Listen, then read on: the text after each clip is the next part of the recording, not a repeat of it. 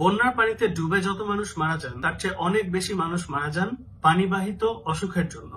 এ সময় ময়লা দূষিত পানি পেটে গিয়ে কলেরা, ডায়রিয়া সহ নানা রকম ভয়াবহ অসুখ ছড়ায় এবং সবচেয়ে বেশি আক্রান্ত হয় শিশুরা। এজন্যই বন্যার সময় আমাদের একটা মূল প্রায়োরিটি হচ্ছে মানুষের জন্য বিশুদ্ধ পানির ব্যবস্থা করা এবং প্রচুর পরিমাণে। এর মধ্যে দেশে কমপক্ষে 50 লাখ মানুষ বন্যার কারণে ক্ষতিগ্রস্ত হয়েছেন। একজন মানুষের দৈনিক খাওয়া দাওয়া, পানি পান, পরিষ্কার পরিচ্ছন্নতা ইত্যাদির জন্য গড়ে 15 লিটার পানি প্রয়োজন হয়। তার মানে বুঝতেই পারছেন এই অবস্থায় দেশের বন্যা দুর্গত এলাকায় বিশুদ্ধ পানির চাহিদাটা আসলে কোন পর্যায়ের। সমস্যা হলো বন্যা দুর্গত এলাকায় পানির কোনো অভাব থাকে না, কিন্তু বিশুদ্ধ পানি পাওয়া খুবই দুষ্কর। সেটার কারণ টিউবওয়েল গুলো থাকে পানির তলায় এবং এ সময় পানি ফুটিয়ে খাওয়ার ব্যবস্থা করা সম্ভব হয় না। তাহলে উপায়টা কি, সেটা নিয়ে এই ভিডিও। আশা করি কথাগুলো মনোযোগ দিয়ে শুনবেন, বিশেষ করে আপনারা যারা ত্রাণ কর্মকাণ্ডের সাথে জড়িত আছেন তারা। দুর্যোগ পরিস্থিতিতে পানি বিশুদ্ধ করার সবচেয়ে সহজ এবং নির্ভরযোগ্য উপায় হচ্ছে পানি বিশুদ্ধিকরণ ট্যাবলেট বা ওয়াটার পিউরিফিকেশন ট্যাবলেট। দেশ বিদেশের যে কোনো দুর্যোগে অথবা বন্যার সময় এই ট্যাবলেটগুলো ব্যবহার করেই পানি বিশুদ্ধ করার ব্যবস্থা করা হয়। কিন্তু এখানে একটা গুরুত্বপূর্ণ কথা আছে, বন্যার পানি সাধারণত অত্যন্ত ঘোলা হয়। এই ট্যাবলেটগুলো কিন্তু ঘোলা ময়লা পানিতে ঠিক মতো কাজ করতে পারে না। কাজেই এসব ট্যাবলেট ব্যবহার করার আগে অবশ্যই পানিকে পরিষ্কার করে নিতে হবে। আমরা এর মধ্যে মাঠ থেকে খবর পেয়েছি অনেকে ঘোলা ময়লা পানির মধ্যে সরাসরি ট্যাবলেটটা দিয়ে দিচ্ছেন। এর ফলে কিন্তু পানি নিরাপদ হবে না। আগে পানি থেকে ময়লা সরিয়ে তারপর সেই ট্যাবলেটটা যোগ করতে হবে। তাহলে ঘোলা পানি থেকে ময়লা সরানোর বা পরিষ্কার করার উপায় কি? খুব সহজ। বাজারে ফিটকিরি বলে একটা জিনিস কিনতে পাওয়া যায়। সেই ফিটকিরি গুঁড়ো করে এই ঘোলা পানির মধ্যে মিশিয়ে নিতে হবে। একদম সামান্য, প্রতি লিটার পানিতে 1 চিমটি ফিটকিরির গুঁড়ো দিলেই হবে। মানে একটা কলসের মধ্যে যদি 20 লিটার পানি থাকে সেখানে মোটামুটি আধা চামচ ফিটকিরির গুঁড়ো বা পাউডার দিয়ে দিলেই কাজ হয়ে যাবে। তো এরপর পানিটাকে একটু নেড়ে যদি আধা ঘন্টা 1 ঘন্টা রেখে দেন, দেখবেন তার মধ্যে পানির সমস্ত ময়লা একদম তলানি হয়ে পাত্রের নিচে জমা হয়ে গেছে। এরপর উপরের পরিষ্কার পানিটাকে অন্য একটা পাত্রে ঢেলে নিলেই হবে।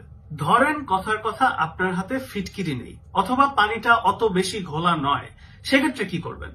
সেক্ষেত্রে যেটা করতে পারেন, যে কোনো কাপড়, মোটামুটি পরিষ্কার কাপড় হলেই হবে, শাড়ি, লুঙ্গি, গামছা যাই হোক না কেন, সেটাকে 4 ভাঁজ করে কলসের মুখে আটকে নেবেন। তারপর এই কলসের মধ্যে পানি নিলে এই কাপড়ের ছাঁকনি দিয়ে পানি ফিল্টার হয়ে মোটামুটি পরিষ্কার হয়ে যাবে। কিন্তু কাপড়টা ভাঁজ করে দেওয়াটা কিন্তু গুরুত্বপূর্ণ। কমপক্ষে 4 ভাঁজ যেন দেওয়া হয়, না হলে পানি ঠিক মতো ফিল্টার হবে না। তো এই ফিটকিরি অথবা পানি অত ঘোলা না হলে কাপড়ের ফিল্টার, এই 2 উপায়ে ঘোলা পানিকে পরিষ্কার করা যায়। কিন্তু পানির পরিষ্কার চেহারা দেখে কিন্তু খেয়ে ফেলবেন না।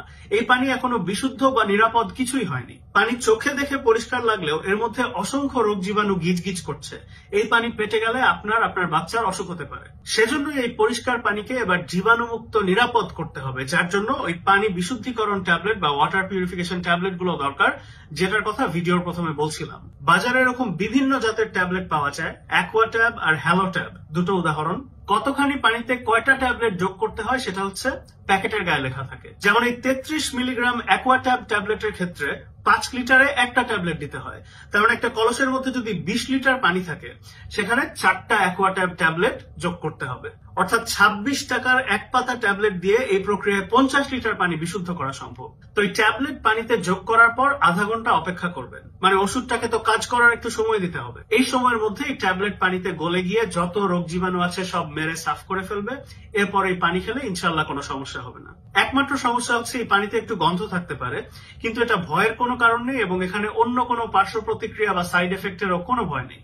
মনে রাখবেন, এই ট্যাবলেট গুলো কিন্তু নতুন ওষুধ না। দেশ বিদেশের যত রকম দুর্যোগ হয়, আমাদের দেশে এর আগে যত বন্যা, সাইক্লোন, রোহিঙ্গা শরণার্থী শিবির, সব রকম দুর্যোগে এই ট্যাবলেট গুলো গণহারে ব্যবহৃত হয়েছে। আপনারা ইনশাল্লাহ নিশ্চিন্তে এই ট্যাবলেট গুলো ব্যবহার করে পানি বিশুদ্ধ করতে পারবেন এবং নিজে এবং আপনার বাচ্চাকে খাওয়াতে পারবেন। কথার কথা মনে করেন আপনার হাতে ট্যাবলেট নেই, বাজারে স্টক শেষ বা কোনো কারণে পাওয়া যাচ্ছে না, তাহলে কি করবেন? এরকম ট্যাবলেটের অভাবে ব্লিচিং পাউডার দিয়েও পানি বিশুদ্ধ করা যায়। 1 লিটার পানিতে 1 চিমটি ব্লিচিং পাউডার দিয়ে আধা ঘন্টা রেখে দিলেই হবে। তারপর আপনি পানিটা খেয়ে ফেলতে পারবেন। এটাই হচ্ছে পানি বিশুদ্ধ করার সবচেয়ে সহজ উপায়। আপনারা যারা ত্রাণ কর্মকাণ্ডের সাথে জড়িত আছেন, আমি আপনাদের অনুরোধ করব অন্যান্য ত্রাণ সামগ্রীর পাশাপাশি যথেষ্ট পরিমাণে পানি বিশুদ্ধিকরণ ট্যাবলেটও রাখার ব্যবস্থা করবেন, সাথে ফিটকিরি এবং প্রয়োজনে ব্লিচিং পাউডারও। একই সাথে আপনারা স্থানীয়দের শিখিয়ে দেবেন কিভাবে এই প্রক্রিয়ায় পানি বিশুদ্ধ করে খেতে হয়। তো চলুন এবার সংক্ষেপে পুরো জিনিসটা একবার ঝালাই করি। পানি যদি বেশি ঘোলা হয় তাহলে ফিটকিরি গুঁড়ো করে প্রতি লিটারে 1 চিমটি ফিটকিরি মিশিয়ে কিছুক্ষণ রেখে দেবেন। আধা ঘন্টা 1 ঘন্টার মধ্যে ময়লা নিচে থিতিয়ে পড়লে উপরের পরিষ্কার পানিটা আরেকটা পাত্রে নিয়ে নেবেন। যদি পানি অত বেশি ঘোলা না হয় অথবা হাতের কাছে ফিটকিরি না থাকে, তাহলে একটা কাপড় 4 ভাঁজ করে সেটা দিয়ে পানিকে ছেঁকে বা ফিল্টার করে পরিষ্কার করে নিতে পারেন। এভাবে পানি একবার পরিষ্কার হয়ে গেলে সেখানে ওই পানি বিশুদ্ধিকরণ ট্যাবলেট গুলো যোগ করবেন। প্যাকেটে যে কয়টা লেখা আছে সে কয়টা। ট্যাবলেট না থাকলে ব্লিচিং পাউডার প্রতি লিটারে 1 চিমটি। তারপর পানিকে আরো আধা ঘন্টা রেখে দেবেন ওষুধটা যাতে কাজ করার সুযোগ পায়। বাস, বিশুদ্ধ পানি। তো আমি এই ভিডিওতে যে কথাগুলো ভেঙে বললাম সেগুলোই আইসিডিডিআরবির একটা ছবিতে সুন্দর করে সংক্ষেপে দেওয়া আছে। পাশাপাশি তারা একটা ভিডিও বানিয়েছেন যেখানে পানি পরিশোধনের প্রক্রিয়াটা হাতে কলমে দেখানো হচ্ছে। যারা ত্রাণ কর্মকাণ্ডের সাথে জড়িত আছেন আশা করি এই ছবি এবং ভিডিও দেখে নেবেন।